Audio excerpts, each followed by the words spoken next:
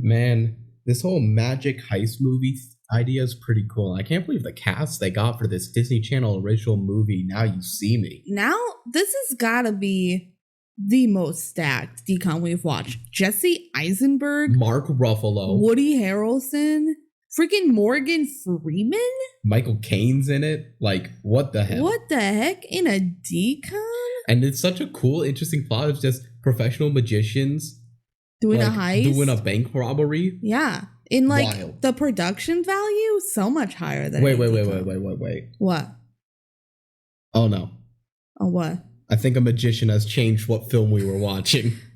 Well, we watched the DCOM Now You See Me. No. We thought we watched the DCOM Now You See Me. But now we watched Now You See It. And guess what? That's different movie. Now we don't. We watched Now You See It, not Now You See Me. Oh my god. Oh no. Oh my goodness. What a mistake.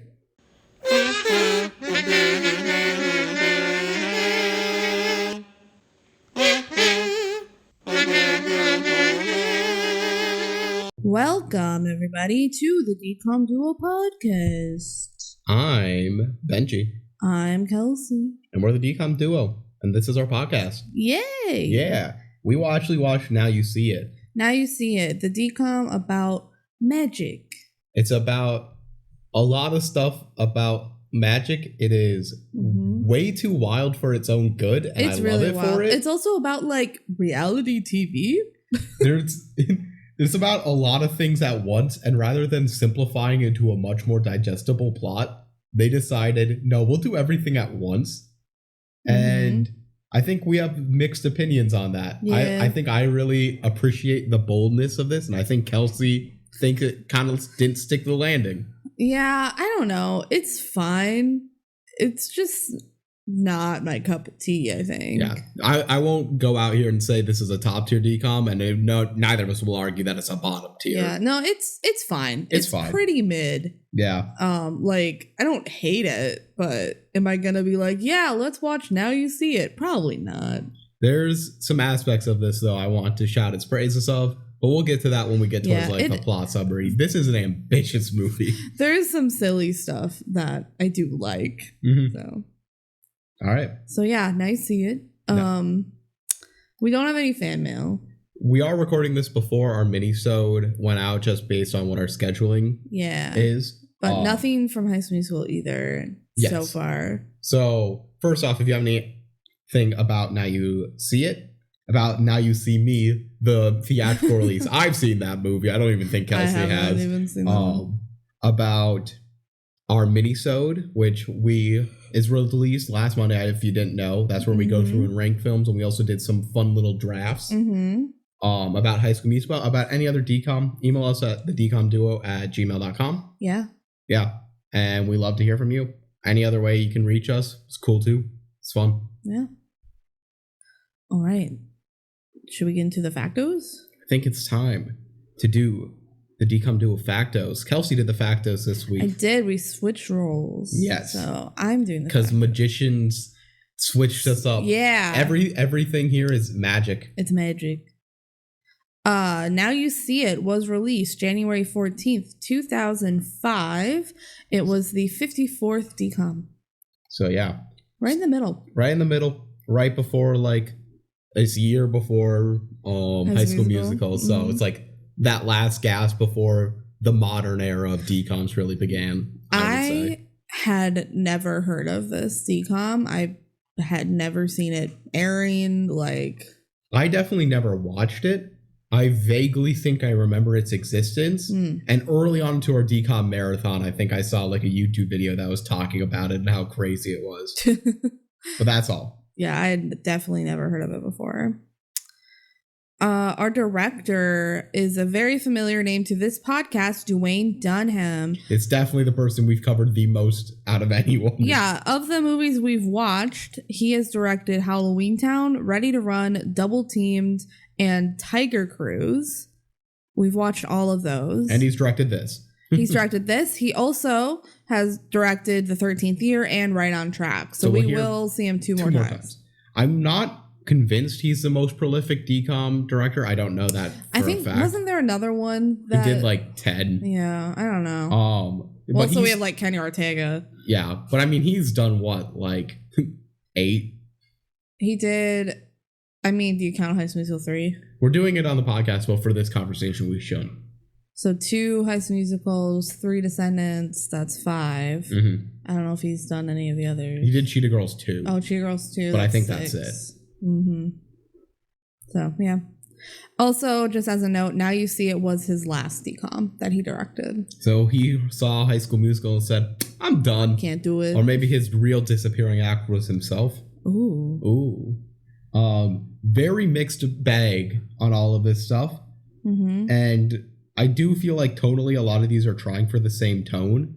And I think it's just sometimes he does it in a funny way and sometimes he doesn't.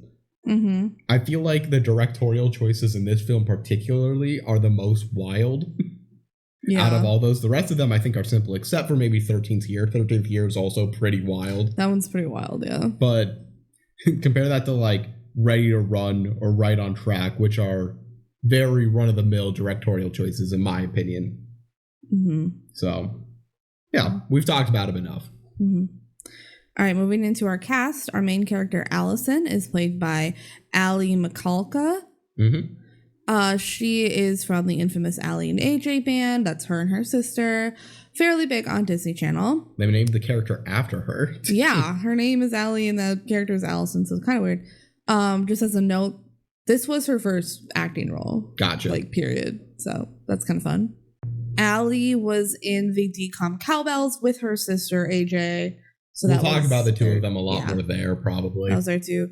Ali was also in Phil of the Future, which was a big Disney Channel show. Mm-hmm. I liked that show a lot. I did too, even though it was definitely before my time, but I still liked it. Their band, Ali and AJ, was definitely big on Disney Channel. Like, they had a lot of songs. They did a lot of songs for DCOMs. Yeah, they were the Jonas Brothers in a way before the Jonas Brothers. Yeah, or even just like the female version of that. After Disney Channel, like, I believe Ali and AJ is still a band that's like making music. Really? I didn't realize or at least like kind of somewhat recently, you know. Like a year or two, maybe 3 years ago, I don't remember. Like, one of their songs was trending on TikTok. It took too long for you to call back. Yeah, I thought that was an old song though. Yeah, I think it's older, but like, I saw them performing it. Maybe that was an older clip. I don't know. I don't actually know. But anyway, after Disney Channel days, she did do a little bit more acting. The ones I noted were Easy A. She had a pretty big role in that movie. She was one of the students. She was like Emma Stone's friend, like her best friend. I didn't recognize. Really? I don't think I realized. She was the one that... I only saw that like 3 years ago with you. She had like the hippie parents and she liked that her boobs were big. And gotcha. She was like her best friend, yeah. And then also apparently she had a decently big role in iZombie. I never watched iZombie. I never watched it either. Never watched it. Heard it's good. Next, playing Danny Sinclair is Johnny Picard. This may be my favorite performance in all DCOMs because I have no idea what he's going for in this entire performance. You know how you watch like a Nick Cage movie and the part of the intrigue is just knowing that Nick Cage is going to act in a way that doesn't feel human? I get that completely the entire time with Johnny Picard's performance of Danny Sinclair. Do you agree with that? I think, yeah, Danny's just kind of a weird guy. I don't know if it's a directorial choice, if it's the actor just acting like that, because I don't think I've seen him in anything else. No, I don't think you have. But it's so good, and I'll talk about it as we get into the movie, but like his freaking brooding face at all moments. Yeah. He just duck faces at all possible avenues. Yeah, I wish we could show, but this is a podcast, so you just get audio. I think this is what I wrote down that I thought was a more significant role. He was in an ABC Family show called Make It or Break It. I don't know. He did some like other minor movies, not a lot. It also said on his Wikipedia that he's also a musician. So cool. Cool. So this is probably his biggest role. Yeah. Fair enough. I don't think he's actually a good actor. No. I just really like to me, what kept me through this movie more than anything else was just watching him and figuring out what stupid like face he was gonna make at every moment. Mm-hmm. Next, we have Max, the older magician guy. Mystic Max. Yeah, Mystic Max. He's played by Frank Langella. He has a ton of credits on IMDb, a lot since the mid-60s. I felt like I recognized his face. Yeah. I feel like he's just, a lot of times these types of DCOMs, like one old adult who's like an established film person. The two things that I decided to take note of, he played Dracula in Dracula, the 1979 movie. That's a role. Yeah. I've heard of Dracula. Yeah, I think that's the Dracula, right? I don't know. Maybe it's just a random Dracula movie. Dracula film. Let's Google what it says. Okay, the 1979 one is 7th on this Collider list of best Dracula movie. Right behind Nosferatu. Okay, well, does that mean it's famous enough? I mean, I think it's a famous movie. But I think the Dracula is the 1931. Okay, Dracula. That makes sense. Yeah. Well, he played Dracula in a Dracula movie. Yeah. So. In like a legit Dracula movie. Yeah. I also put down he apparently was in Muppets Most Wanted. And his character was Beefeater Vicar. I've watched Muppets Most Wanted. I do not remember his character. No idea who that is. I tried to look it up, could not get an answer. So there you go. But he's done a lot. Just nothing I particularly recognize. Next, we have Hunter. He was the like kind of rival producer guy in the movie. He's played by Chris Olivero. Mm-hmm. This is the one, I couldn't believe you missed it. He was in Double Teamed. He was Mr. Dreamy Boy Galen. Well, Galen's barely a character in Double Teamed. But he's like the guy and they like play basketball with him. How could you miss that? You did the Double Teams factos. Hello. I was too focused on figuring out Nikki's stats. True. Okay. Yeah. No, he hasn't done much else, and he hasn't done anything since 2014. So. Yeah. Same director though, so probably. Yeah. He liked his Double Team performance. Said, "You want an actual role? You want?" This is feel like. Well, maybe not a smaller role, but not much bigger. It is a bigger role, but it goes from like 10th biggest person to like 6th biggest person. Yeah. Next, we have Cedric, the little camera boy. He is played by Brennan Hill. Mm-hmm. He did not have a lot going on. Like, he hasn't acted since 2010, so I think he really just did some kid acting and then stopped. But what I noted is that he did 2 episodes of Lizzie McGuire and 1 episode of Seventh Heaven. Shout out Brendan Hill. Shout out Seventh Heaven, everyone's favorite TV show. Next we have Paul, the like adult mentor that goes with them, and he shows up again randomly later in the movie. He's played by Spike Spencer. He has done just a shit ton of video game voice acting. A lot. That's like his IMDb is filled with it. A lot of more like Japanese kind of roles. Like, is he like an anime guy? Yeah, anime, Fire Emblem, whatever. Like, yeah, I also found in there he did some voice acting for Barbie Dreamtopia and Barbie Dreamhouse Adventures. So he's really just like a voice actor who did this one thing probably when he was trying to break into in person, and it was like, nope, you don't get that. So he's just like, fine, I'll just stay a voice actor. Mm-hmm. Next we have Brandon. He was one of the other kid magicians. He's played by Gabriel Sunday. He has not done many projects, not a lot I recognize. The only thing I noted was that he did 2 episodes of Sweet Life, Zack and Cody. So there's that. So not a really huge popular cast in this. No, not at all. Next, the other magician in the contest was Zoe Cunningham. She is played by Amanda Shaw. Literally the only other credit on her IMDb is for Stuck in the Suburbs. The DCOM. The DCOM. She played Kaylee, which I'm just assuming is one of the friends. Yeah. So there you go. Finally, I noted Miss McAllister. She was kind of the like producer of the show. She was like they say it's all gonna be fully child produced, but she is the producer the entire time. Well, yeah, I can't be fully unsupervised. No, I fully agree, but yeah. She's played by Deneen Tyler. She apparently was also in Stuck in the Suburbs. Okay. As Probably Mrs. McDonald. Yeah. She has a whole bunch of credits on IMDb. So here are some of the things I recognize. She was in 12 Years a Slave. That's a big movie. I'm guessing it was a small role. I've only watched 12 Years a Slave once, and it was many years ago, so I couldn't tell you. Apparently, she was also in Dallas Buyers Club. I'm also guessing this was a small role, but I've never seen Dallas Buyers Club, so couldn't tell you. She was in Looking for Alaska, which was You did watch that. I did watch that. That was the short series based on the John Green book, and it says she's in 5 episodes, which it is a limited series, so I'm guessing that's like a pretty significant. Yeah. Most recently, she's been in 4 episodes of True Lies, which I feel like I've heard of. Maybe that's me thinking true crime.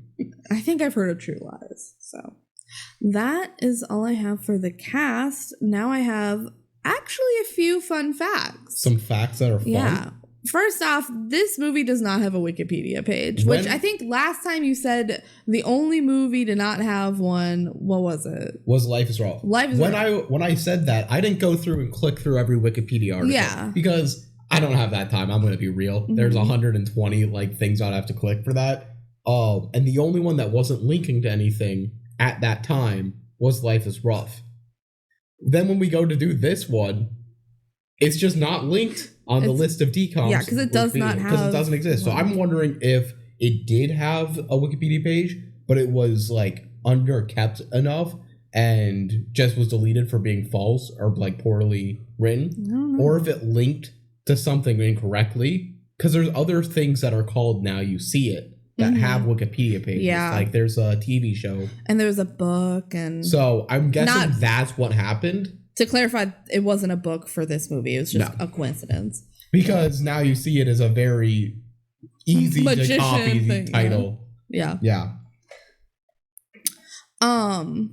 This was there was like facts on IMDb and the Disney Channel wiki, so this is a quote straight from that.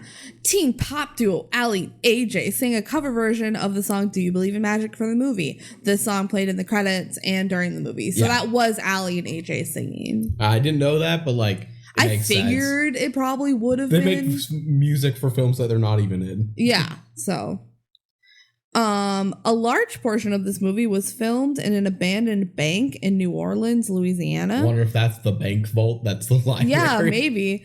And crew had to evacuate the Louisiana set because of Hurricane Ivan. Interesting. Yeah.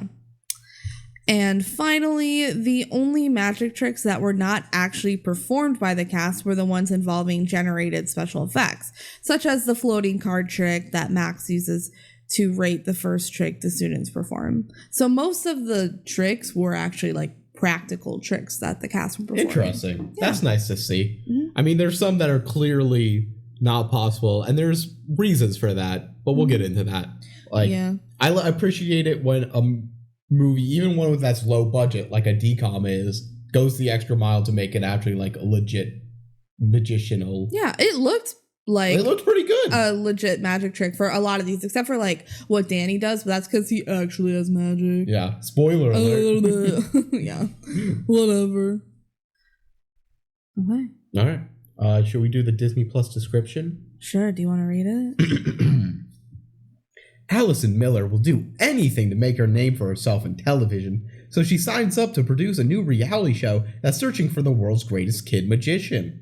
As she tries to find her star, she meets a young Danny Sinclair, whose abilities make him one of the finalists.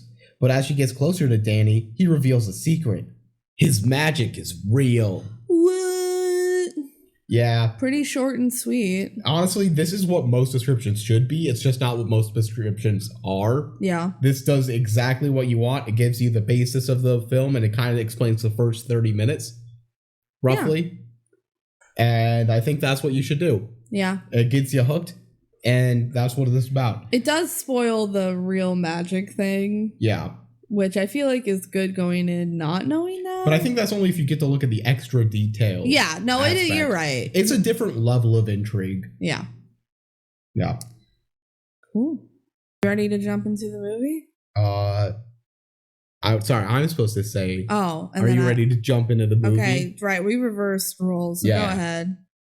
So you ready to jump into the movie? I'm ready to Minutemen into the movie. Well, why would you say Minutemen? That doesn't even work. You should. But that's because it's a thing where we say a different movie. I have never done that in my life. I thought you would have picked up on this by now. I don't know what you're talking about. See, I'm using the magician technique of gaslighting. All right. So we start with some spooky music playing. It says Disney Channel original movie, as it always does. Wow. And we get some freeze frame images of Danny. Like the kind of freeze frames you would see in the credits of a DCOM. Yes. You get it to just start the movie. And Allison, she always goes by Allison. I write her name as Allie a couple times. Explains that rumors are out of control about Danny. Some people think he ran away or that he never even existed at all. And we have Allison giving like serious monologue to the camera. Yeah. It's really giving like don't look under the bed vibes, which is weird because the movie is definitely not supposed to be like spooky like that. This movie is supposed to be a tad bit creepy, I think. Not really. I think it's just somewhat supernatural. I guess. Somewhat, it's very mysterious. This movie is not a mystery, but it is mysterious.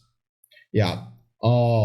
She says, I know he was real. I know I was there. So I know everything that happened. I just don't know how it all went down. Still, to this day, despite being a world champion puzzle solver, I don't fully get it. She's wearing a Harvard sweater at this point. Yeah, so the movie throughout the movie cuts back to her narrating like this, and she's wearing a Harvard sweatshirt. I always will call her Harvard Allison when they do this. It's just like the narrative technique that they do. Mm-hmm. This movie sets up a lot of different premises, and the weird part about it is they all actually technically work. Maybe like they're not perfect in terms of working thematically. No, by the end of the movie, the way they wrap it up, I was like, okay. Well, now you can't be mad at the fact that they're doing all this. Yeah. It actually makes sense. It actually like serves a purpose for the movie, unlike Quince. Yeah. It's interesting. So she's like, what I'm about to show you was never meant to be seen. And the whole thing feels spooky. Yeah. Like, this feels like a Halloween DCOM. It's really weird. But it's not. It was released in January. Yeah. No, it's definitely not. It's nothing about it that has to do with Halloween. It's just about magicians. Is this part where she's like clutching the little teddy bear? Was that in the beginning? So. Like, in my mind, I was just picturing like this was her audition monologue. Like, and she has a little teddy bear, like she's just acting her little heart out. So now we cut to what I'm gonna call like the main timeline, the present day, and that's a future flash forward. Yeah. Because the majority of the movie takes place in this normal timeline, which is Allison just got hired to be a segment producer on a magic reality show. This is going to be the first show in history to be produced entirely by kids. Again, Miss McAllister is the one saying this, and she's lying because she's going to be there the whole time. So I don't know what's really happening. I feel like so little of it is produced by kids. Do you think they just didn't want to pay for like a camera crew? I mean, I kind of get it as a marketing opportunity, but at the same time, it's kind of dumb. And these are kids who I feel like are old enough to already have jobs in a way. But maybe that's how they're getting away with it. I don't know. It seems like a stupid thing to be able to add another kid character to the plot. Yeah. Because they don't want this to just be Danny's the only kid.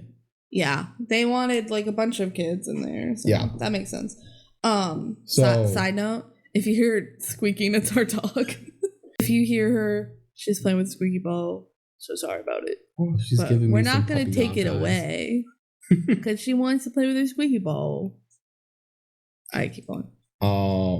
So the Miss McAllister says that only the 3 kids who are gonna find a finalist, one of our 3 finalist kids, will stay to be a producer. Everyone else, you're cut. Yeah. I feel like this whole practice is gonna break some child labor laws, but we ignore that. Yeah. They're definitely working more than a 40-hour work week as kids. I know, that's what I'm saying. Like, I think they just didn't want to hire a whole crew. Yeah.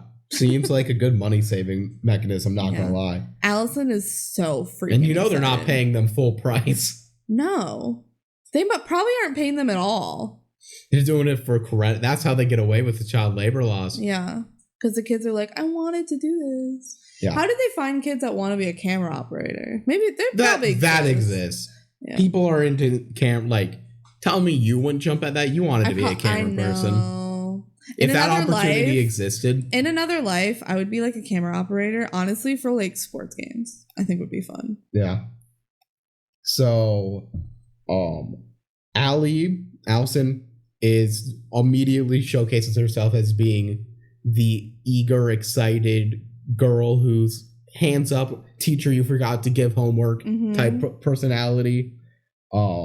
She's super passionate about it. Yeah, she's like quotes Miss McAllister back to herself. Yeah, and she says, Miss McAllister's like, who can tell me the number one rule of making television? And Allison raised her hand. She's like, I think reality television. Reality television. Yeah, that makes sense. And she's like, always keep the camera rolling, blah, blah, blah. And Miss McAllister's like, I couldn't have said it better myself. And Allison's like, you did. This was your quote. Got him. And she like stands up. Is this when she like stands up and it, like turns to the whole crowd? She's giving too much. No, I think that's in a little bit, but pretty close. Yeah. So Miss McAllister introduces Mystic Max. I wrote down Mr. Max. I also at one point write Magic Mike on accident. But he's Mystic Max. He's a magician. Who's explaining the rules of the show, which is only kids between 10 and 16 can compete, and you had to figure out the cryptic message in the poster in order to enter the competition. So what competition? To be the magician or to be the producer? To be the magician. Because none of the other producers could solve the poster. Oh. Yes. Which I want to say very quickly. Two things. Number one, I'm not going to spoil everything. Mystic Max has an ulterior motive going on that would not work if Danny didn't somehow figure out this puzzle, which I don't really believe he would know the answer to. I know. This puzzle thing is really weird. Yeah. And number two, I don't get why he has the whole kids are the producers thing as well. Maybe to just cover it up. He doesn't have enough budget to hire a whole crew, babe. Maybe. He's like, I'll just get kids to do it. I feel like all of this is adding more potential fail points to his That's probably true. plan. No, this puzzle thing is really, really stupid. And they only put it in so that Allison could be like, I'm good at puzzles. Yes. So long story short, it's like, oh, there's a spider web and there's a book that says A Farewell to Arms, which was... you know what that means? Venus de Milo doesn't have arms. It's a weird jump. And the web is like online, the website. So demilo.com. No, it was demilo.net. This is 2005. Oh, she typed in demilo.net. I don't like that. I don't like that. And everyone's watching her, and I just wrote down, they all think she's cringe because she's being cringe. This is when she gets up, and she's like giving a TED talk about how she solved this puzzle. Yep. Okay, I want to talk about this now.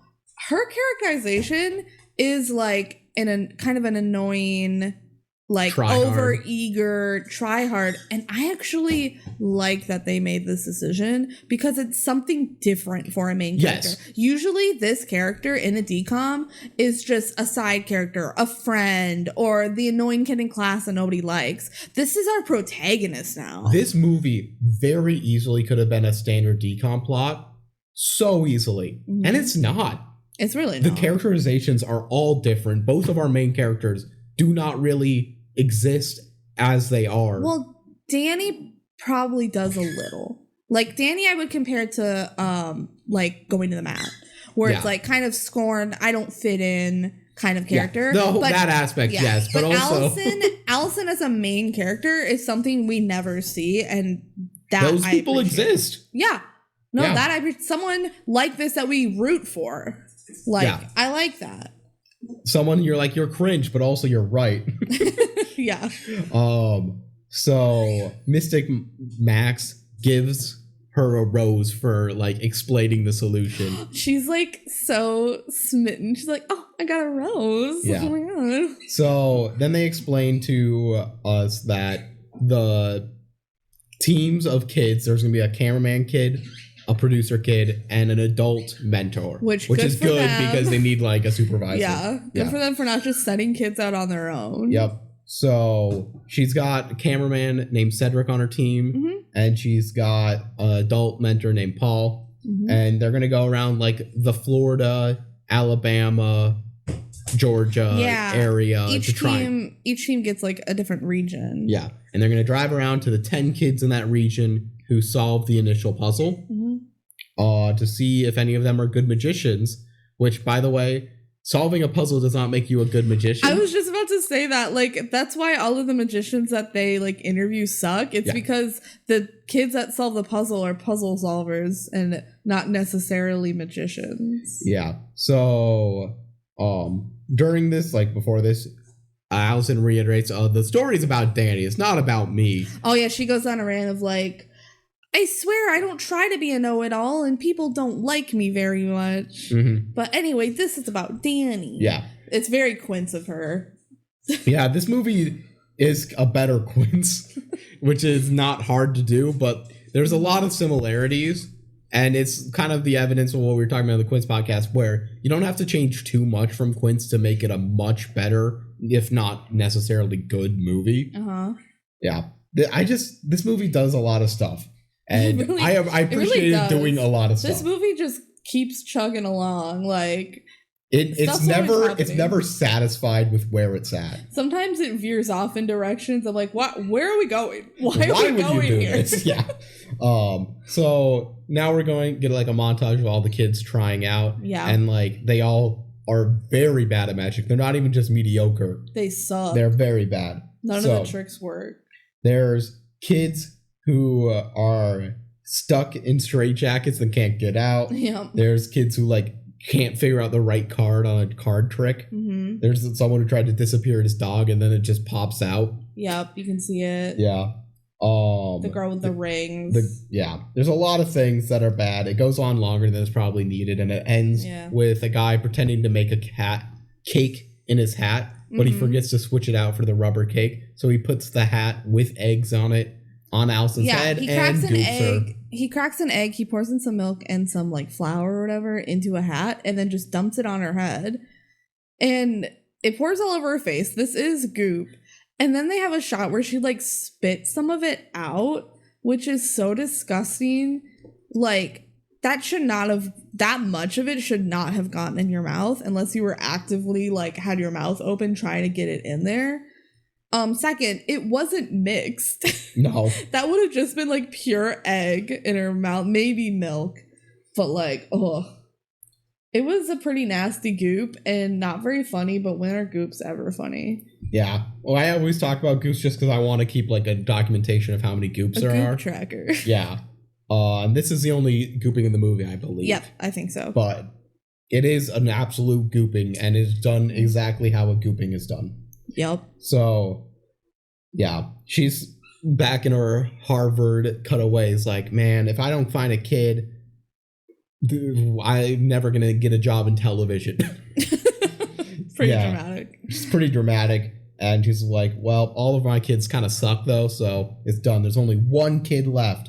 And then back in the main timeline, they go to Danny's house. And they meet Danny's parents. I wrote down that Danny's dad looks extremely familiar to me. And you looked at beside the movie, and it's nothing I'd necessarily recognize. He was in like a couple episodes of Seinfeld, so maybe Maybe. But he definitely was not in like any other DCOM or anything, so yeah, I don't know. And they go up to his bedroom where he's just standing by his window blowing up a giant orange balloon. And Allison taps him on the shoulder, and he lets go of the balloon and goes... It's a giant balloon. Yeah, it goes for a while. I don't know if that picked up on the mic. Fart noise. Yeah. I'll edit that in if it didn't. You'll edit the word fart noise before, yeah. Yeah, that'll be good. Thank you. And Danny's like, wow, you kind of scared me there, but I'm ready for the audition. Mm-hmm. And he goes and is going to blow up the orange balloon. Yeah. It's blowing it up. Yep. And then he pops a balloon and nothing pops out. Yeah, he's like, there's going to be a dove. Yeah. And there's no dove. And he's like, well, shit. That didn't work. Allison's Can I do it again? Can I do it again? Allison's like, okay. And they're like, you're literally our last hope, so we got to get something. So you're going to be it. Go ahead. And he's like, I've done this 1,000,000 times. So he keeps trying, and he feels like he tries a second time, a third time, and it keeps failing. And Danny starts getting like a bit aggressive with Allison, like, no, you got to let me do it. Trust me. I can do it. I need this more than you can possibly know. She's like, I need it too. Yeah. I guess go ahead. She says, you are my last chance. Danny says, you're my last chance. Okay, this moment between them, I actually kind of like the dynamic of like, we both need this. Mm-hmm. We're both oddballs. And then like later, once he gets it, he just hates her. Yeah. I'm like, what happened to that little moment that you had? Nothing. They're giving 100% on every scene that Danny is. Like, it's his biggest emotional moment ever. I need this so bad. He broods so much. Like, I've put the word brood so many times in these notes because he just stares. Danny's natural resting space is looking out of a window, hands on the windowsill, mouth agape, with his like lips out like he's doing a duck face with his mouth open. It's kind of like a Donald Trump impression. That's such a good call out. If you imagine your like friend doing the worst Donald Trump impression without speaking, he doesn't sound like Donald Trump. Yeah. But looking like just Donald Trump. Face. Yeah. That's a good call out. So they try it a couple more times and no pop. He's probably tried like 50 times. I see all the pop balloons on the ground. So they all just slowly leave and he's still yelling like, I can do it. But apparently he sucks at magic, so he can't. So they gotta leave. Yep. And they're leaving and Cedric is still recording. Because you know what they said? Miss McAllister always keep the camera rolling. Like, so Allison, you failed, didn't you? He said, well, I didn't fail. It's the kids who suck. Yeah, she's like, yeah, all the kids suck, so we're screwed. Also, I want to point out that when they like got there, they made a very important point that Paul locked the car. Like they zoomed in on his hand, like I'm locking the car. And then now as they're going back to the car, he unlocks the car. Like this is important. Yes. So the car was locked and then it's unlocked and Paul opens the truck and suddenly like PNG images of doves appear for a half second and then doves start flying out. They literally come out of thin air and it's so funny because it looks so bad. Yeah. Like it looks so fake, but birds are flying out of the truck. Yeah. They're like, oh my God, did you get that on camera? Yeah, I got it on camera. Yeah. Like what an amazing trick. Yeah. And think about that. If you're a kid who's like trying to interview a magician, you're like, I'm going to look so bad for a while. What a good trick by Danny. It is like, I'm going to try so many times. And that's why there's so many doves. Yeah. It's such a good one. And honestly, it's easier than probably the normal trick in theory. All you have to do is break into a car. Yeah. Put some doves in and then, just have someone else do it for you. Yeah. So they're all happy about everything. And then Allison looks up at Danny in the window to see his reaction to everything. And he's brooding in the window and he makes a little duck face. Goes, like, his facial expression's so stupid. And then back with Harvard Allison, she says, I thought he was going to look excited, but he looked like he was in fear. And I love it because his face has no indication of fear. That was supposed to be his scared face. Apparently. Oh no. They couldn't find any kid that's better at doing a scared face. Again, this is one of my favorite DCOM performances of all time. I will take no questions. It is not a good performance. It's a great performance. So back at like the TV show producer room, Mystic Max is like, wow, this kid's like pretty good at magic, you know? We should probably get him.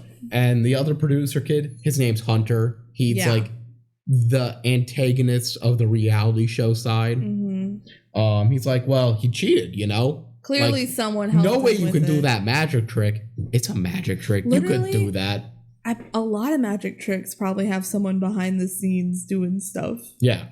What? That's what magic tricks are. Would you have preferred the rubber cake? I don't know. All of the adults are like talking with each other like, nah. Yeah, like, he's like, if you colluded with a producer, it would be illegal, but we don't think that happened. Yeah, like, This kid's the He's real not colluding deal. with Allison because that's against the rules. And Mike's like, Paul, what do you think? You were there. And Paul's like, I think he's the real deal. Yeah. And Max is like, Max is like, I'm evil. I'm evil. Oh, I'm definitely not the twist villain. And Paul's like, and I'm the accomplice. Oh. So yeah, Danny gets to be on the show. So we cut to like Danny and Allison riding a bus to the Magic Mansion. We didn't mention it completely. This whole place is going to take place at the Magic Mansion of like the Milo. That's a fake person, right? Yes. Yeah. Okay. Yeah. But he was a famous magician. Yes. He created a mansion. And it has like every magic trick known to man. Yeah. So on the bus, Allison is just talking way too much and Danny's pretending to be cool. Yeah. And that's very much their dynamic for the whole movie. Yeah, she's like, I think you should do a trick just like that where you pretend like you don't know what you're doing, but then you do know what you're doing. And Danny's like, I got this. Don't worry about it. I'm going to do well. And then another kid, this is Brandon. He's like, hey, Allison, pick a card, any card. Oh, okay. And she picks a card. And he says, is this your card? She's like, oh my God, it was my card. But didn't it like fly into the air? Yeah. There was some stuff. Yeah. It like, he kind of flicked it and the card flew up from the middle of the desk. It's a legit trick. It was cool. Yeah. Yeah. Danny, on the other hand, says, oh, we're doing card tricks now? Give me the deck of cards. Hey, Brandon, pick a card, any card. Like, okay, I guess and he picks a card. He puts it right into the deck. Mm-hmm. I think shuffles it a little. Throws the deck at the bus window. Yeah. And one card stays on the bus window on the opposite side of the window. Yeah. On the outside of the bus. And it's the card. And it was his card. And he's like, how did it get on the outside? That's crazy. Whoa. I would love it if it wasn't his card, but it's still like so impressive. So like, it's not my card, but how'd you get it on the outside? That's so cool. That's pretty impressive. But nah, it was his card. So, yeah. Then the bus arrives at their destination and we get to finally meet the contestants. So the contestants are Brandon, Danny, and then we also have Zoe. Mm-hmm. Zoe is the one that's actually not really a character in this movie. But she's the third contestant. She's a girl. Yes. Which I was talking with Kelsey about this. I don't think I have ever actually seen a female magician. Name one popular female magician. Which I know a lot of people can't name one popular magician. But I feel like I've seen enough magicians to have it be weird that I don't think I've seen a female magician. Mm-hmm. And obviously there's probably sexism reasons for it as well, but at the same time, it doesn't make much sense. Oh. Why are there so few women magicians? I don't know. I don't know. Weird. This movie said representation. I mean, just a little bit. They're all white. Literally everyone in front of and behind the screen except for McAllister. Yeah. Yeah. That's true. So that was all that. And Max is like, hello, Zoe. Hello, Brendan. Hello, Danny. Hello, Danny. I've been waiting for you. I'm interested in you in particular. I've been waiting to meet you, Danny. Danny. So... yeah, that was a little strange. He's very clearly wants Danny the most. Mm-hmm. Says very few people have ever been allowed in this mansion. Everything in here has been all the tricks known to man and some not even known to man exist in this magician's castle. So pretty cool, pretty fun. And he says you can all find your room keys in your pockets, and everyone's like, how'd they get in our pocket? Whoa, how'd they get in the pocket? Said, except for you, Danny, and out of thin air, he just summons the key and tosses it over him. Whoa, what and the Danny fuck? gives his fear face where he goes, huh? What the fuck? It is the same face you make when you try to envision a facial reaction of the Tim Allen Home Improvement noise.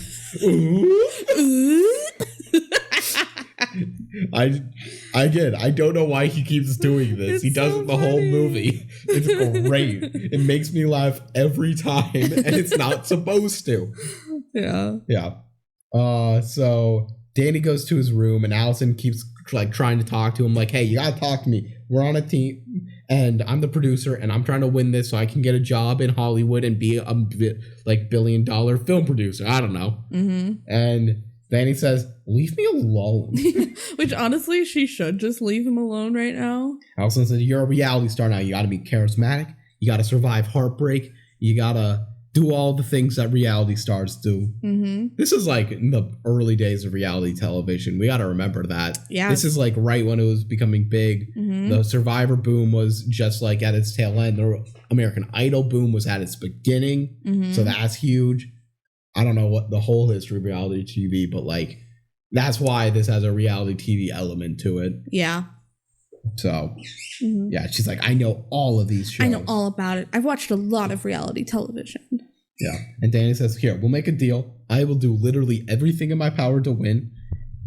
And other than that, you're going to leave me alone rest of the time. And she doesn't necessarily agree to it because he just slams the door. Yeah. But he like tells her. And she's like, let me in your room. He opens up. You don't know stuff about me. Like, you won't be able to understand everything about me. Oh my God. I got secrets. I'm deep. And she's like, oh my God, he's so mysterious and deep. Yeah. So now we get to the first day of the competition. Ooh. Yeah. So, well, first off, Allison tells us, as Harvard Allison, tells us she loves a good challenge, and so she was excited to like turn Danny into a reality star. Yeah, she likes puzzles. She likes puzzles, and he's a puzzle that she can crack. Yeah, because you crack puzzles. I mean, a little bit, almost. Yeah. So Max is like introducing the first trick challenge, and he summons a bunch of items using magic, and he's like, "Whoa, that's cool!" Everything. So you get a basketball, a rope, an aquarium, a broom. You're not doing this justice. It's so dramatic. All right, you want to explain? The basketball appears out of nowhere. A basketball. A rope. Yeah, he pulls the rope out of his hand. Yeah, out of his hand, like it came out of nowhere, which is like the classic magician. Yeah. Like usually it scars with a rope. A broom. Yeah, I don't know. Like all this stuff is just appearing. It's so dramatic. A fish tank. A fish tank. And a sheet. These 5 elements will make up your next trick. So that's their challenge. They have make a trick using just those 5 elements. You're clear? You can only use those 5 elements. Yeah, that is such an important rule. Guys, you can only use these 5 things. Okay? Yeah. So Allison and Danny start fighting with each other because he's trying to think of a trick and he's doing nothing interesting. And she's like, I'm literally trying to film you and all you're doing is sitting here brooding. Yeah. So no one was going to want to watch that unless we make a whole DCOM about it. And during this, Cedric gets hypnotized by a spinning wheel in the corner of the room. Yeah, I thought this came back. You're like, no, this is a plot point. And no, it didn't come back. I completely forgot. It literally never comes back. It's just a gag. Yeah. Cedric is not really a character. No, he's there to hold the camera. He's there for like plot convenience. Yeah. So now we get to actually see the first episode of the TV show. Kind of. We don't really know how this TV show is actually formatted because it's not a live show. Well, they probably, since they filmed like the kid producers going out and doing that, that's probably an episode of like recruiting the finalists. Okay, and then they probably have a challenge thing, and then they show everyone's like building the challenge. Yeah, and then that's the challenge. Except they only have 3 But then it's gonna challenges. Be like, it's gonna be like a 6-episode show max. Yeah. So whatever, not too much to say. It's not a real show, probably. Yeah. Max says, like, gives an intro to the show, and he says 100 have entered, but only 3 have survived, as if he like killed the other 97. It's worded weirdly. What if he did? If he said 3 are left, like, okay. Yeah, 3 remain. He said 3 have survived. Which is so weird because the only way to survive was to solve a riddle. On a that more was than 100 were there. Sorry. 100 kids solved the riddle. Right. My bad. And then they try to do their stupid little magic tricks, and only 3 were good enough. Yeah. So Zoe's up first, and the song "Do You Believe in Magic" is playing, And she does a floating basketball trick. Yeah, it was pretty fun. I actually like fun, pretty cool. It's pretty obvious how it's done, but at the same time, the basketball is like floating above the little sheet. In the IMDb, they have a little goof section, and it said in there you can like see the string. Yeah, I was gonna say it's not that shocking how it's done. I mean the rope, because you can only do a basketball, a rope, a fish tank, a broom, and a sheet. Yes. So she did the sheet, the basketball, and the rope. And Allison's like, yeah, that was a pretty cool trick. I thought it was cool. And she gets a 7, which is probably the right-ish score. I think a 7 is fitting. It's nothing too special, but it's pretty fun. It's fun. Next up is Danny's turn, and Allison turns to him and say, hey, what are you gonna do? And Danny says, I don't have a clue. Allison's like, that's not funny. That's not funny. And Danny says, I'm not joking. Oh my god, he's so mysterious. He's trying so hard, and I love it. Even like, I love it. So he gets on stage, and he holds the sheet up in front of all of the items. Yeah, he like stacks up all the items in a pile. In like the tank. Yeah. And he says, I'm gonna make everything disappear. And he holds the sheet up. Uh-huh. And then he drops the sheet. And instead of disappearing, the tank is now full of snow, and it's sticking up with the broom, and the rope is attached to the broom, and the basketball's on it, spinning like a tetherball. Spinning around. It's pretty fun. It's pretty cool. And everyone's like, wow, that's incredible. I want to talk about how much of an idiot Danny is. Because he went up there with no plan. Yes. He cannot control his magic. Small spoiler alert. But we've already spoiled it. He has real magic, and he like can't control it. He doesn't control it. I don't know why he keeps trying to come up like saying what his tricks are when he literally has no control of what it's going to be. He could just say, watch what happens. Yeah. Or he could say nothing. He could say nothing. He could just stack it all up, do the sheet, and then reveal. And then people would go, oh my God, how did that happen? Why did you say it was going to disappear? I think one of the kids was like, they didn't even disappear. Like, how is that impressive? Yeah. And then he like goes into the tank and he's like, oh my God, it's real snow. Yeah. And it's like Brandon who's complaining, like, they didn't disappear. Yeah. Blah, blah, blah. Hunter goes, hey, Mr. Max, Mystic Max. Yeah. Magic Mike. This is a terrible trick because he didn't make it disappear when he said he was going to make it disappear. And also, you said we can only use the 5 props. Yeah. Snow can't be used. Danny throws a snowball at like Brandon or Hunter. And Hunter, yeah. Yeah. And he's like, hey, you can't use snow in a trick. And Max is like, yeah, it was a cool trick, but I do agree. You can't use snow. 3 out of 10. Yeah. I feel like you should get 0 out of 10 for breaking the rules. If you're getting disqualified, but he's like, it was still pretty cool. But like, yeah, whatever. It doesn't matter. It doesn't bug me like life is rough bugs me or anything. Yeah, exactly. The show is made up.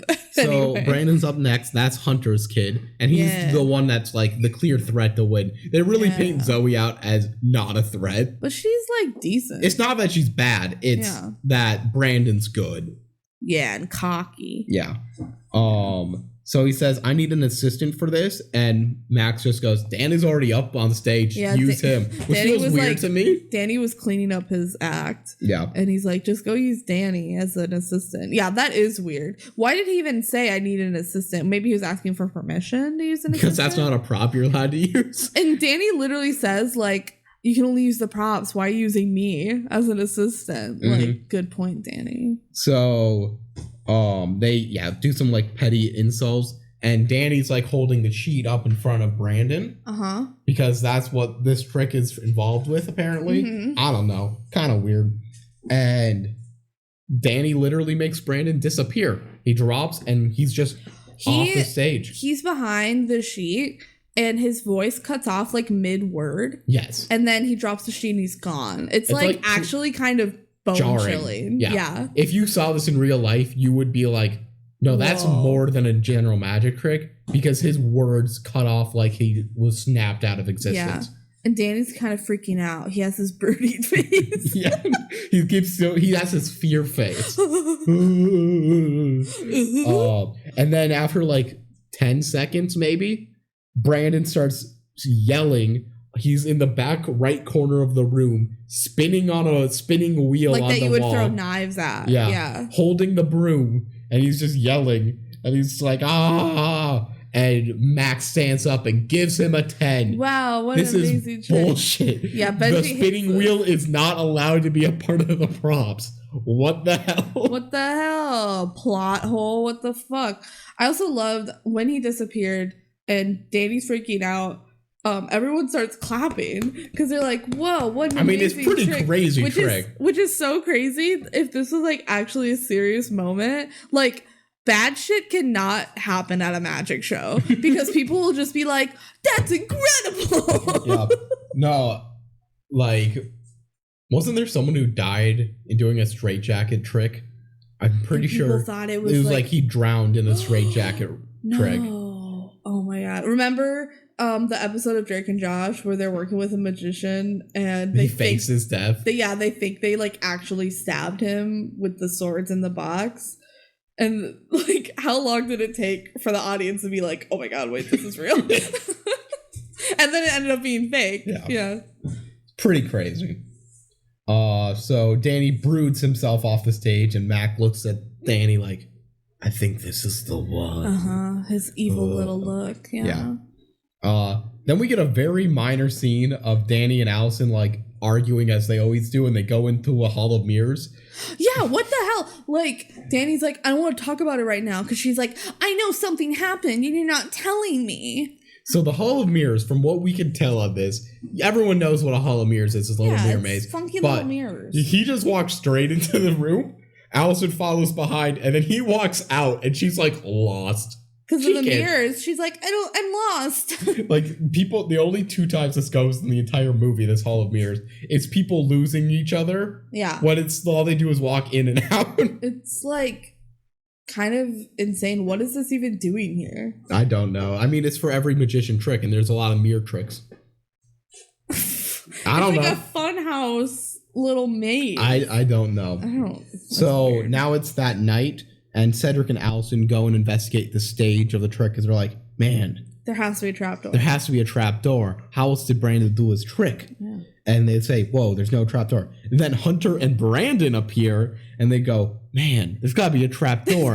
How did I do that trick? Yeah. And the 4 of them squabble for a bit. They're like, yeah, we kind of all know Danny actually did the trick, and no one knows how. Mm-hmm. Pretty weird. And then they all kind of leave. Well, Paul, remember Paul, the adult mentor? He's just watching from the rafters kind of creepily. Because he's involved in the plot. We won't talk about it for a while, but he's involved. We all remember Paul. Yeah. Yeah. You're not going to hear about him again until he shows up like 40 minutes from now. Half an hour, 40 minutes from now. Wrote in this category, catch me before I go Houdini. So now it's day 2 and Max greets everyone. And every kid is given a wand with a famous magician's name. Yeah, and the wands magically appear. Yeah. Danny's wand is Harry Houdini. Of course. Yes. And they're told they have to go do their magician's most famous trick. The other 2, I didn't write their name down here. I wrote their name down later. I'm pretty sure these are real people because the tricks that they're doing are famous tricks. Yeah. They're probably real. But I do not recognize the name, and Harry Houdini's obviously real. Yeah, we just don't know enough about old magicians. Yeah. I like magicians a lot, honestly. It's something that I honestly wish I explored my interest of more. I would love to go to a magic show. Yeah, but I just need to do it more. Bingo. Honka, honka, honk. Honka, honka. Let's check. Okay, she took it in the other room. We're good now. Quick check on the Timberwolves game. They're up by 20. End of 3rd quarter. Let's go. Huge. So now Allison's like trying to find Danny because like I gotta figure out where he's studying for Harry Houdini's trick to be able to do that correctly. And she looks in the library and wow, Danny is there. He's like, you're actually studying Houdini. This is great. She pulls out her handheld camcorder to record him and says, these books aren't about Houdini. What are you doing? And he's like, no, they're about the mansion themselves. Yeah, he's like, I want to know about the mansion. Didn't you hear Mystic Max talk about how spooky and special the mansion is? All the secret aspects of it. We're touching our face a lot. This doesn't. If it's not obvious, we're like just touching. It's so dramatic. oh my god, I want to know about all the secrets, but none of these books talk about the secrets. They're all saying stuff I've already known. Oh my god. And then Allison's like, well, actually, if you look at this book, it has like a snake's head on it and a symbol. Let's grab all the books with this symbol, arrange them in a very weird pattern where we look at the outside of the books, and maybe we'll be able to see a symbol. It's an escape room. It's an escape room. Mm-hmm. Yeah, Allison was born too soon. She actually invented escape rooms. I could believe it. As an adult. Yeah. She probably, honestly... she wanted to get into TV. I know, but that probably didn't work out. She went to Harvard. If we trust her sweater, she probably can do a lot of things. Yeah. So they make it, and it's a big, long, like, 2 snakes in an emblem. 2 mung beans. Easter egg. Sorry. They make 2 serpents, and Danny's like, I've seen this symbol before. Seen this symbol. It's on a map. It's not the most generic. It's like a generic, but not that generic symbol. Yeah, it's not. And like, we gotta find the room with the symbol. So they leave, and Cedric joins them just because she wants a cameraman. And he's like, I'm scared. We shouldn't do this. And they go down a dark stairway and a dark hallway, and a bat appears and flies by them. And they're like, oh my god. Oh my god. And Cedric's like, I don't want to do this. And this Danny's is the part of the movie where I'm like, why are they doing this? They don't need this to be a part of the movie. This is genuinely a whole like 15-minute side quest that you could take out and very little is very lost. Little would change. And it's not like this movie could have taken it out. It's not a long movie. It's not a badly paced movie, so it's fine. It's fine, but it's just weird. Not needed. It's so random. It's just extra. I thought they were planning for the competition, and now they're doing an escape room. Yep. And they find the symbol on a wall just as like we're gonna leave. We're gonna be done about this. This part makes me so mad. It's great. So, as people who have done escape rooms, this part is insane to me. So, Cedric's again like, I want to leave. I'm a little wimpy camera boy, and I don't want to be here. And they're like, here's the symbol. Take a look at this. It has Latin underneath. And Allison reads it out in Latin and then translates it immediately because apparently she knows Latin. This doesn't come up again or it was ever referenced before. But whatever. And it says, like, whoever reads books finds secrets within. That's what it says. And they're like, that sounds like a misdirection to me. Because I think in my mind, I'm like, oh, they're going to have to go back to the books. Yes. But they're like, no, that's a misdirection. So she says that obviously the way you read a book is by turning the pages. You get the knowledge. That's how you get books from Danny says at the same time, like, the only way to read a book is to turn the pages. And guess what? There's the stone book emblem in the middle of this snake. The way it's said is they go, to read the book, you turn the pages. And look, this book is made of stone.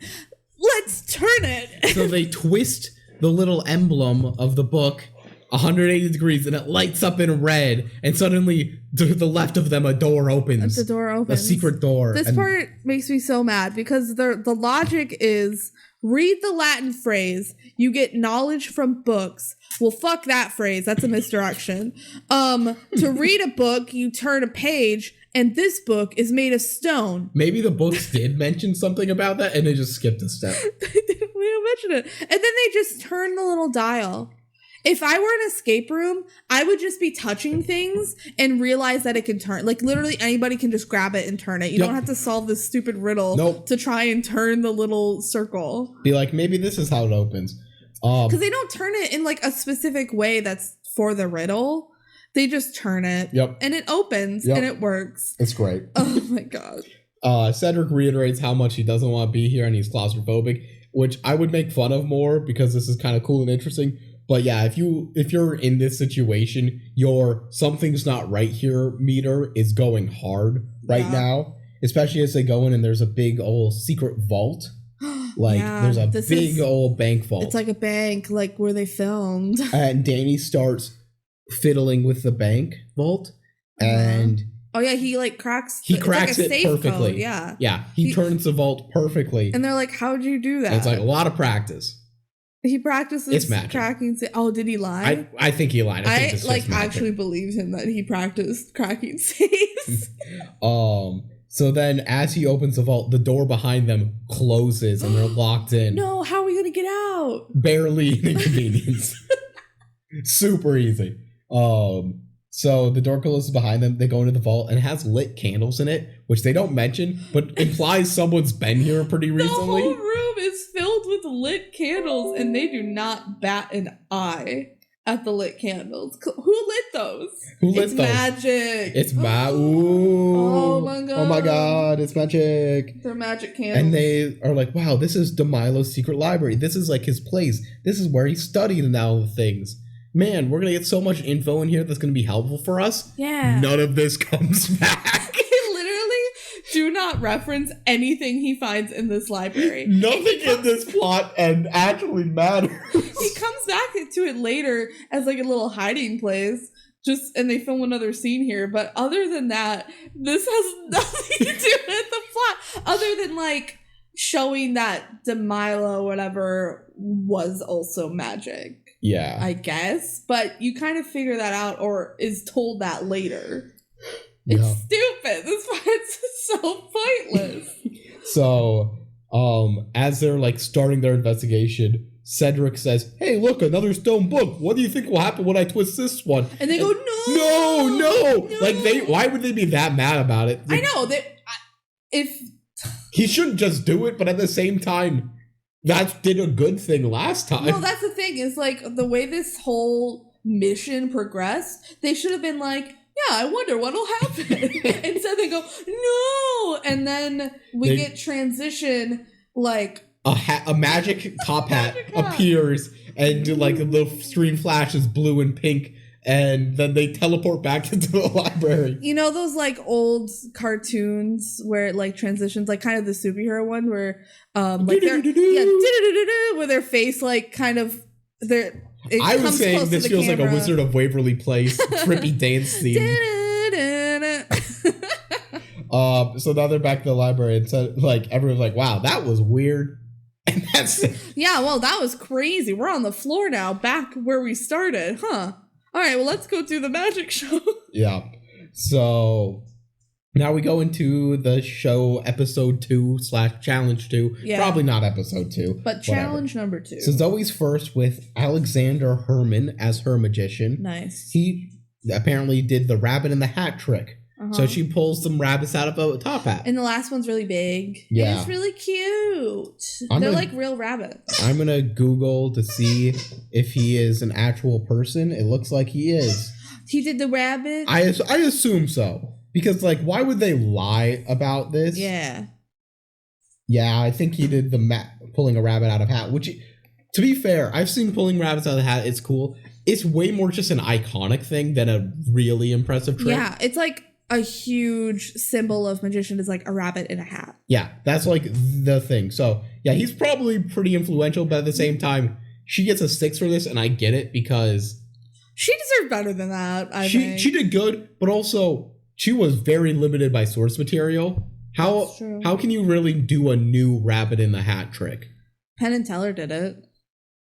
Well, Penn and Teller are like some of the best magicians in media. Mm-hmm. Don't judge a child against them. Yeah.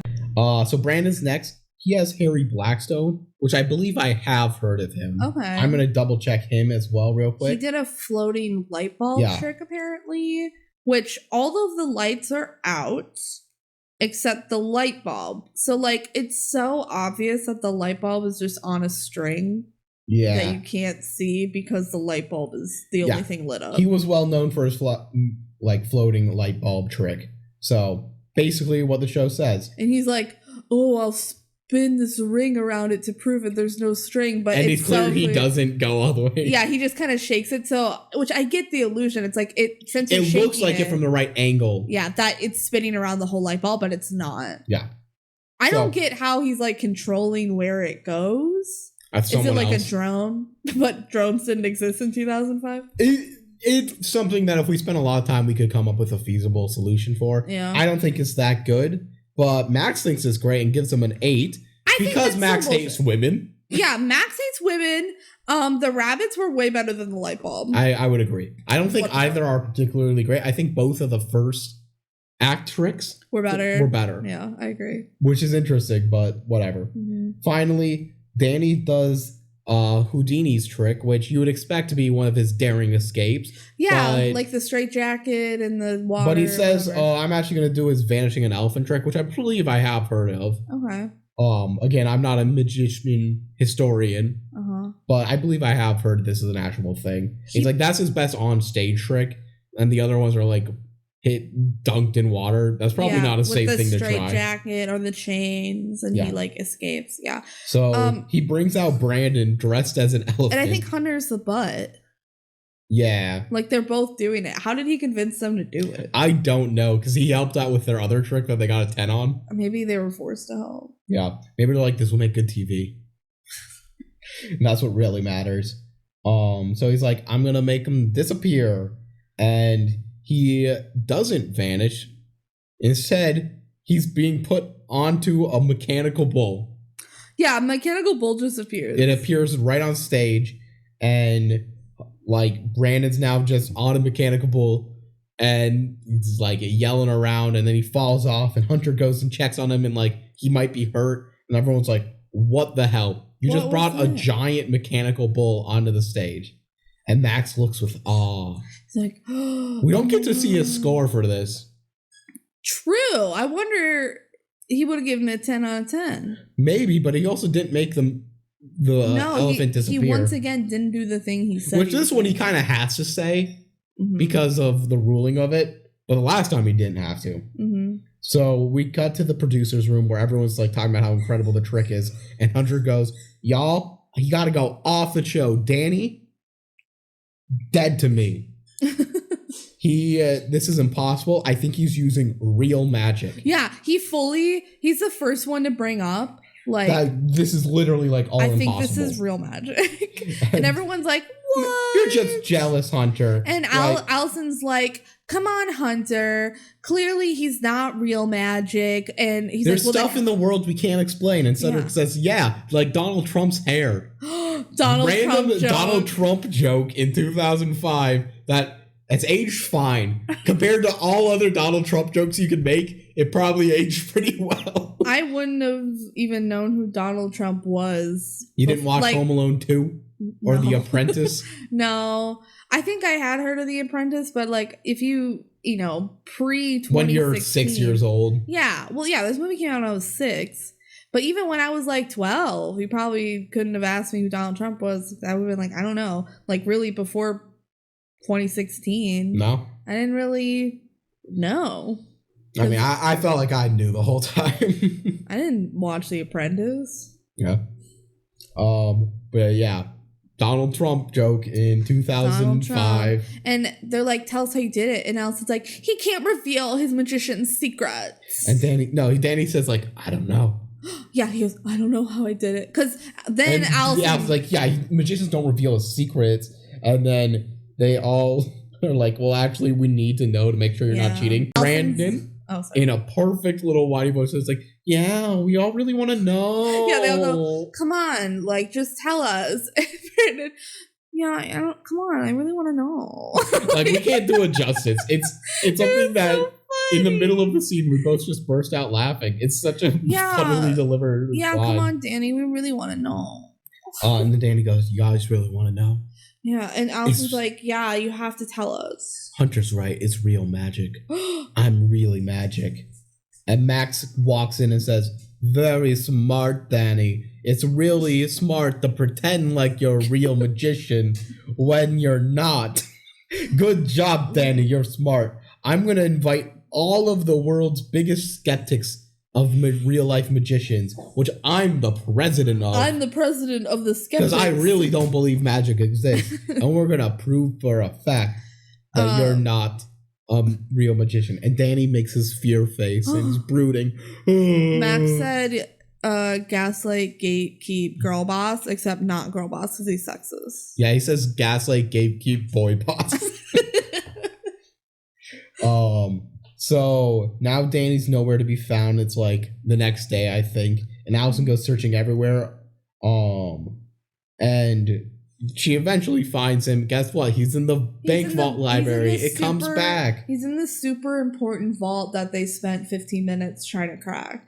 It was probably less than that, but it feels like an important part of the plot, and it's not. It's right in the middle of the movie. Yeah.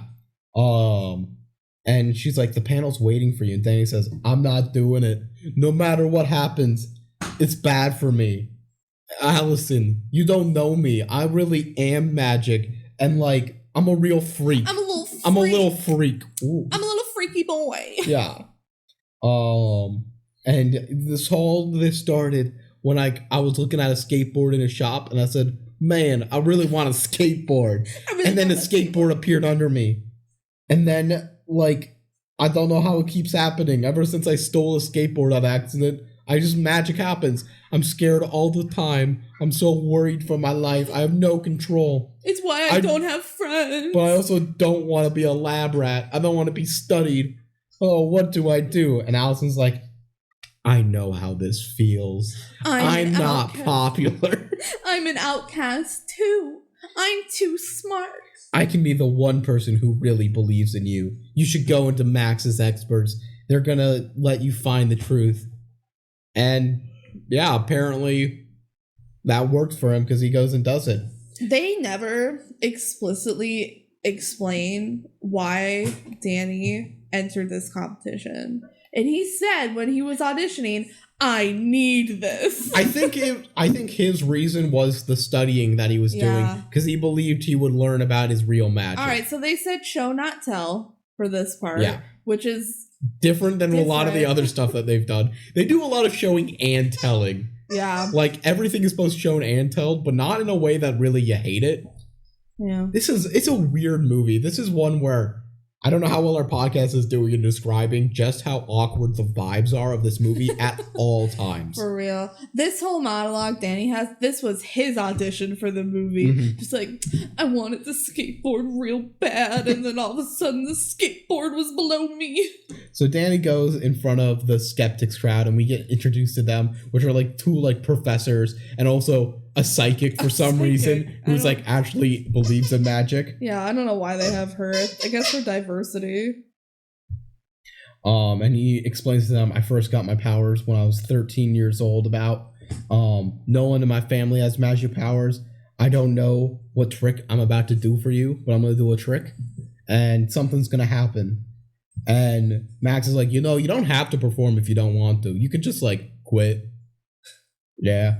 And Danny says, all right, I'm going to really make sure I want to do this. I'm going to close my eyes and focus. Do I want to show myself off? Yeah, and the psychic's helping, like, it's okay, close your eyes, focus, breathe. And he starts floating. He's levitating. Oh my God, I'm levitating. You my way with me tonight. We have referenced multiple Dua Lipa songs. I come and I go. And I guess the book did a full 180. Yeah, I want to just make an edit of this movie, but just Dua Lipa references. This is a Dua Lipa movie. It is. Yes. So his eyes are closed, he's levitating everything. Everyone's and then like, Max walks up to him and just like puts a couple fingers on him and pushes him down in his chair and says, Danny's like, what the heck? Very impressive, Danny. But I can see now it was all actually a trick. See, this chair that I placed out for you is actually a magician's chair. And if you press this button with your ankle, you can float in the air because a little metallic plate lifts up. Yeah, I don't know if this is a real item or not. It could be. It probably is. It's kind of like cool. a hydraulic press that lifts you up. It can lift 200 pounds, and it's like, wow, that's kind of interesting. Oh, he's under 200 pounds. Notably, when Max goes to show this off himself, he doesn't hit the ankle thing that he just explained. So he's floating just on his own. Well, he pressed it before he sat in it. Yeah. I don't know. Maybe that's all you have to do, actually. It is just mind-boggling that, like, how would Danny have known that this was a special chair? Well, I think the idea to the public is he's just way more knowledgeable than he lets on. Oh. Yeah. So he says, well, then why would you set you're an incredible performer, but you're just a performer. Oh, And why would he set out that chair for him? He's just setting him up for failure. So Allison chases after Danny's like running back to his room. He's like, you lied to me, Danny. You obviously are just a performer, not a real magician. And Danny's like, I didn't lie. Max rigged it. And I don't know why. I don't know why I did it. So what do you think happened actually? Like, did he actually float and then Max magic the fake chair? Yes, that is my interpretation. Okay. We haven't fully gotten to the twist reveal, but I believe that's what happened. Okay. So, yeah. We already know. Missing Max is a real magician. That's not really a surprise if you've paid attention to the movie. Yeah. They haven't said it, but you felt it. Oh, yeah. Yeah. They've shown, not told. Yeah. So he said Max must have rigged it for some reason. Allie's like, I don't believe you. Also, I'm sorry I ever was lame enough to think we were friends. And she just like storms off. Feel like she's taking this too hard, but whatever. Yeah, whatever. And there's still all the other tricks that can't be explained. Whatever. Yeah, like the trap door and the riding bull thing. Yeah. What the heck? They don't have explanations for those. But he faked the chair thing, so obviously he's just a liar. Yep. Which I mean, I would get, but also at the same time, you don't need to hate on him as hard as you are. But I guess you're just like, you opened up to me, but you were lying. You were lying about the skateboard. I don't know. So Harvard Alley gives us a good explanation. Like, okay, even though I hate Danny now, like we still needed a performer win because I still want my TV job. Yeah, duh. Forgot about that, didn't you? And like now that it's been proven that Danny's not doing real magic, like he's a shoo-in to win because his tricks are incredible. Yeah. But if it was real magic, no one would care. Then he would be disqualified. Would he? Why? I don't know. I don't know why using real life magic makes it so you can't be in the magic competition.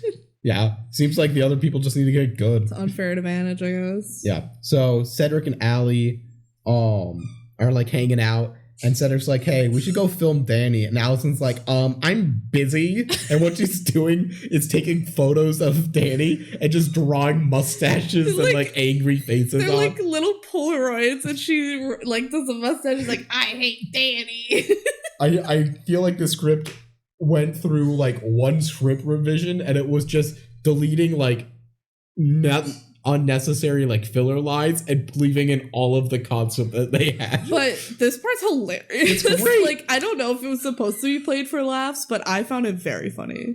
And they're like, well, yeah, but we don't know how he did the dove trick. Maybe it's a real magician to say, okay, let's look at the dove trick. Well, she's footage. Like, clearly the dove trick was fake. He just had someone break into the car, whatever. So whatever, let's look at the footage again. And they take a look back at the footage. Mm-hmm. And you remember when we were making fun of how shitty the dove trick looked? Yeah, about how they appear out of thin air. That's like an actual plot point. It's actually like full. You spend like an hour of the film like making fun of it, and then suddenly, oh, you know what?